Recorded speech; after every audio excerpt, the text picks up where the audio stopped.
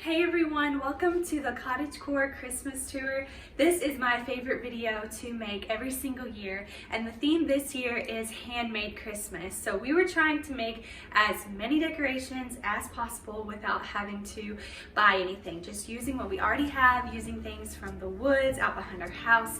Now, of course, we did buy oranges, popcorn, cranberries, things like that to make some of the garlands, and we did buy a few things for our hot cocoa bar here, which I'm really excited about. Let's get started and see all of the wonderful decorations. It's not perfect, it's not gonna be Pinterest worthy, but it is our favorite time of year, right?